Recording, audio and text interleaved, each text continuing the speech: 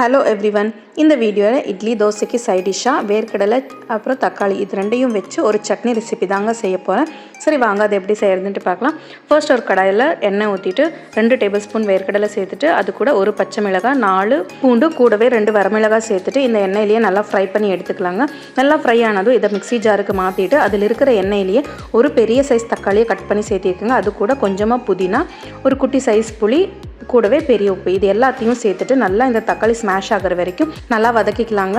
இப்போ புதினா தக்காளி எல்லாம் பச்சை வாசனை போக வரைக்கும் வதக்கினதுக்கப்புறம் இதையும் அந்த மிக்ஸி ஜாரில் சேர்த்துட்டு கொஞ்சமாக தண்ணி சேர்த்துட்டு நல்லா ஃபைன் பேஸ்ட்டாக அரைச்சி எடுத்துக்கலாங்க. இதுக்கு ஒரு குட்டி தாளிப்பு கொடுத்துடலாம். அதுக்கு பார்த்திங்கன்னா ஒரு கடாயில் சூடு பண்ணிவிட்டு எண்ணெய் ஊற்றிட்டு கடுகு பொரிஞ்ச உடனே கடலைப்பருப்பு உளுத்தம்பருப்பு சேர்த்துட்டு கொஞ்சமாக கருவேப்பிலை சேர்த்துட்டு நம்ம சட்னி கூட மிக்ஸ் பண்ணிட்டோன்னா சூப்பரான ஒரு சட்னி ரெடி ஆகிடுச்சுங்க. ட்ரை பண்ணி பாருங்கள், கண்டிப்பாக உங்களுக்கு பிடிக்கும். வீடியோ பிடிச்சிருந்தா லைக் பண்ணுங்கள், கூடவே சேனல் சப்ஸ்கிரைப் பண்ணுங்கள். தேங்க்ஸ் ஃபார் வாட்சிங் த வீடியோ.